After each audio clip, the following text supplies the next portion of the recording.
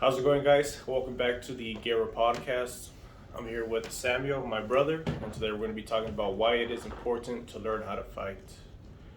I'm in the belief that every man should know how to fight.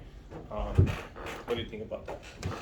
Well, I think it's just in the nature of humans to engage in combat. So I think it's essential for men and women to learn at least, if not fighting, at least self-defense.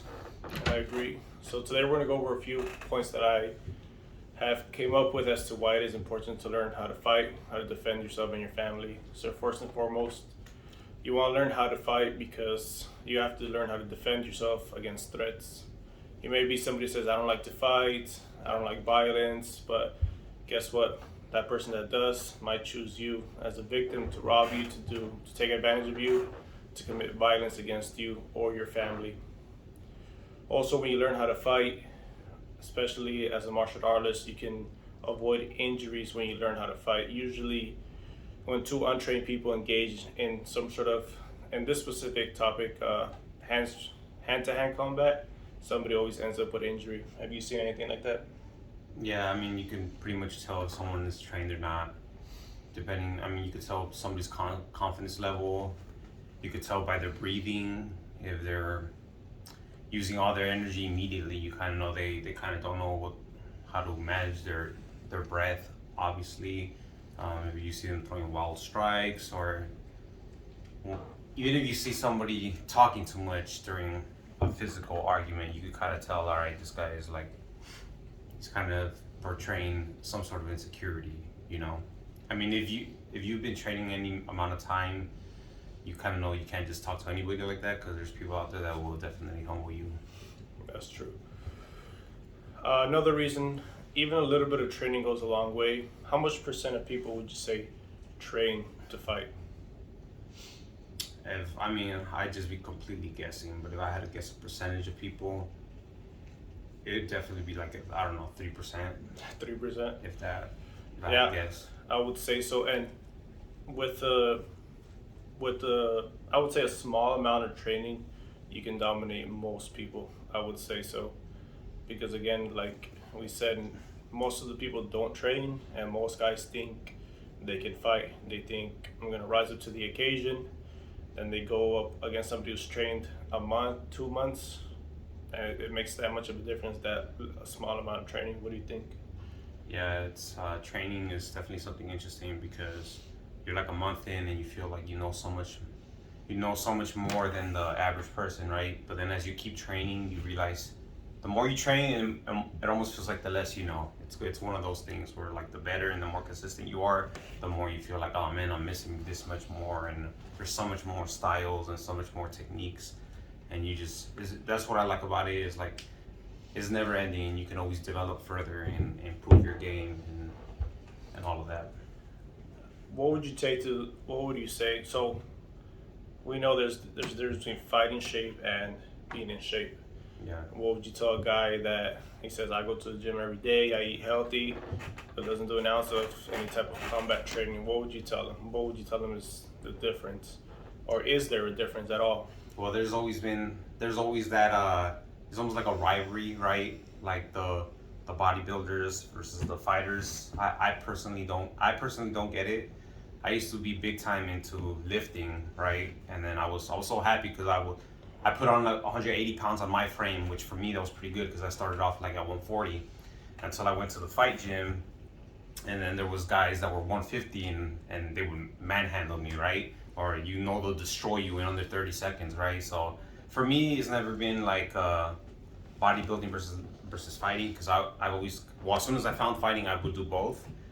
But they do have an argument, because size and strength is a huge factor. But I'll take a trained fighter 9 out of 10 times, unless there's a huge disparity in size.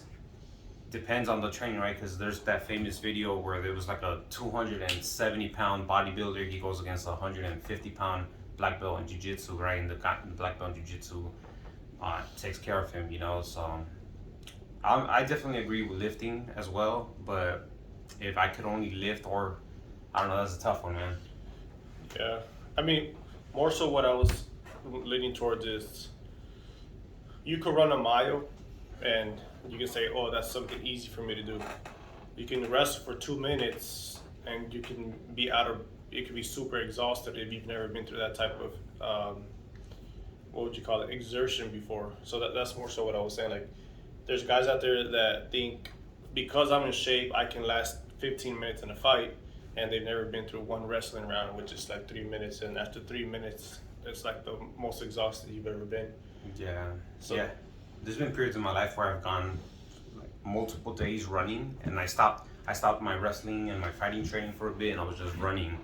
And then I came back thinking my cardio was gonna hold up, but it's honestly not the same cardio. And also the other way around. I've been training very hard fighting, and then I'll go run and I'm out of breath. Right. I personally rather have fighting cardio because to me it's a little more realistic than for fighting a situation in life where I'm gonna have to run an extended amount of time, like further than a mile. yeah. I see smaller probability of that happening versus you having to engage in even 1 minute of super intense cardio. Yeah, that's true. So what would you say are the areas of fighting? Like, let's just say you have standing and so forth. What are the areas to you in fighting, aspects that people should familiarize themselves with? Well, from what I've heard is that there's 5 distances when it comes to combat, right? And you start with the furthest one, right, which is that's when you get into weapons. Those are projectiles, right? Yes. So that's projectiles. So that's a little further out. And then the other one, the next one is handheld weapons, right? But we're talking about more hand to hand, but those are levels of combat, like the projectile weapons or projectiles. Then you have handheld weapons. Then after that, that's when you get into like striking distances. After striking distances, you got grappling distances, you got grappling exchanges, and then you have the ground. So those are like the 5 distances of fighting that I consider. Yeah, so would that be punching, So elbows? you have strikes, then you have well, in grappling I would count that as like wrestling and maybe like Thai fighting, like Okay. Thai clinches and grappling, right? And then after that, the next level would be like the ground fighting. Like you mentioned earlier, like obviously we're trying to emphasize the point of like you said, I said guy in the beginning, but you said every person, which is true. Every person should train. The significance and the difference of somebody who doesn't train is if you play any type of sport against somebody who's never played that sport, it looks like they're babies, like barely learning how to walk, and it's the same thing with fighting. In my experience, with the amount of time I've been training, when I go against somebody who hasn't grappled or has limited time grappling or striking, it's like I'm going against the baby. And I don't mean that disrespect. I don't mean that like I'm above everybody. Obviously, there's higher level people than me. But the point is, like we said earlier as well, not a lot of people train. So if you do that, if you start training in a short amount of time, you can dominate people, and it's a significant. The more time you train, the bigger the gap gets. What would you say about that?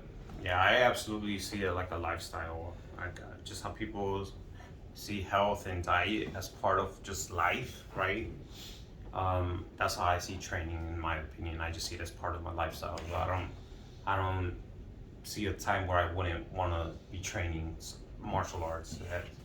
Either whether that be grappling or striking, to me, it's just like a lifelong journey. Yeah. And when it comes to like training, you also I've heard people say that, and I agree with that. You need people that you're better than. You need people that are on your level. You need people that are better than you. Yeah. So you can kind of grow. So you need all those opponents or all those people to train with, all those levels. That's true. Yeah, because I would think about, like, I want to go against somebody better than me so I can aim up, and then, but also, if you always go with somebody that's better than you, then you can't execute some technique, right? Because they're just trapping you. You're just surviving. And that same level is like that resistance. Then I guess going against the people who are lower than you allows you to see where you're at in your training. You can perfect your techniques. You could apply them. So how about you share some of the martial arts that are out there and give a little brief description? Well, for me personally, I've mostly been training in like kickboxing, like Muay Thai kickboxing, wrestling, and jiu-jitsu, right? There's also like Sambo's been getting more popular lately, Judo has been known for a long time. They just don't train judo at my gym, but I know judo's is pretty legit. Those are the main ones that I can think of that are applicable in my opinion. Once you get into like Krav Maga and stuff, I don't know too much about that. We got wrestling, right? Boxing. Yeah, like next thing is I was gonna ask you, what do? You really share a little bit of. Tell us why why do you choose to do kickboxing, wrestling, and jiu-jitsu? What do you feel like doing that does for you? Oh, I just see those as absolute necessities. I see those like I don't see any. I don't because people always ask, "What's the best one to start?" I mean, just starting is just start, right? But if you get into deeper and if you press me on a question, if you want me to answer you, I can't give you some. I can't tell you and feel good about myself. I tell you just train jujitsu. That's not enough. Mm-mm. And I also can't feel good telling you just train striking because that's not enough, right? If I had to say only train one, it would be I would have to go with striking, and you got to be able to run, you know. Yeah. But once you're on the ground, you're kind of fucked, right? So I don't see it as optional. I see ground, grappling, and striking as mandatory training. Yeah. Mandatory. I say it basically gives you a good base to cover almost every aspect of hand-to-hand combat. So that's the same thing I do is basically kickboxing, which I enjoy watching the taekwondo, karate guys. Jiu-jitsu and wrestling, a lot of guys are like, oh, just 100% jiu-jitsu, or the other way, 100% boxing. And they neglect the wrestling aspect, which is grappling while you're standing and staying on your feet. So what other, how else does that benefit you? Before I go into that, there's also another aspect like you mentioned right earlier. I keep saying that, but it's true. Running, right? Yeah. That's an aspect of what is that? What does that entail? Don't fight or disengage, right? That's your last option, because there's a lot of people out there that they have nothing to lose. They don't care that they may have a weapon, right? You can be the best trained martial artist, which is going to help you significantly. It's better just to avoid it, because it's not like the old times where people like, all right, let's duke it out, like they used to say, and that's it. Now it's, oh, what's up? I got a gun, so I'm act tough. So running is a big thing, and avoiding fights, checking your ego, is it really worth it? You know, have that in your arsenal when it's necessary, and the only time it's necessary is when they're already attacking you. Yeah. And again, avoidance is something that I kind of spoke in another episode, but we can go deeper with Samuel here on another episode again, and also we'll cover like weapons on another episode. So to me, I feel training is, like you said, a lifestyle. It's crucial for safety, and also you're gonna pass this down to your relatives and family members and kids, and that's gonna. What has learning how to fight done for you in a non-physical way? Well, it's definitely a huge like self-confidence thing. Yeah. Because when you're in situations, you know, like me personally, I'm not afraid to speak up anymore because I know I can take care of myself. Like no matter what happens, I'm not worried about somebody coming and just manhandling me or whatever. So I'm gonna speak my opinion, right? I don't aim to disrespect anybody, but I'm gonna let myself be known when I should, right? If I have to say something, I'm gonna say it. So it's a real confidence booster, and I personally don't have to do any cardio at the gym because I get all my cardio in my training. So I see it as just as a benefit too, just for a healthy lifestyle. You're just overall healthy. Like you kind of watch what you eat as well, because you're like, okay, I can't eat this heavy food because I'm gonna go grapple in a while, and I'm not gonna be like, I don't want to be out of breath and my stomach hurting and stuff like that, right? Going back to that confidence thing, yeah, you do think about that. Some women don't understand this. Most guys understand is that you meet a guy and it's not that you want to fight this person. You guys are sizing each other up. It could be a friendly interaction, or it could be a hostile interaction. And if you feel like you can't defend yourself against somebody, you're going to be more hesitant to express yourself. Also, if you know you can fight and you know you can defend yourself, you're less emotional. You're more in control of your emotions. Have you ever seen a guy that's just like, what? Those guys are usually the ones that are they don't know what they're doing. They're scared, so they're reacting to it. Exactly. And once you know you can defend yourself, you're able to control your emotions better and think better too. Because when you're on high stress level, you can't think as well. Exactly. Like when you're grappling somebody or when you're striking, you kind of see the panic in their face, like when they don't have experience, right? So it's the same thing translate over to the real world when people are in some sort of heated argument or something. You kind of tell who's the one that's a little more panicked and shaken up by the interaction because they're not used to being in those situations. So it's just like a calm and a peace that you're just used to. Like is nothing. It's like another day in the office basically, right? It's nothing. Yeah, that's true. Like if you're hardly in that situation, like at work, in my job I do where I have to sometimes physically restrain people, and it just comes natural. Like you think like it's gonna be super hectic, but then you start grabbing people and it's just like, oh, it's just like when this dude at the gym when we're rolling was trying to resist me. It's the same thing. But the significant part is that I'm trained and this guy doesn't. And I think about this a lot, which again, I know I'm not the most trained person out there, but I was thinking about like, I've spent hours training and then this guy hasn't spent the training. That doesn't mean I'm underestimating them.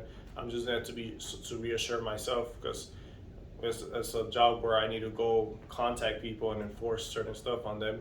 And if they're not compliant, then I have to deal with them. It could be verbal, physical, and your training just kicks in, and then you're like, oh, I just dominated this person.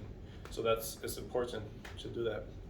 Yeah, it's like that quote that says, "Sweat when you train, so you don't have to bleed during battle." Basically, Yeah. It just goes back to that quote.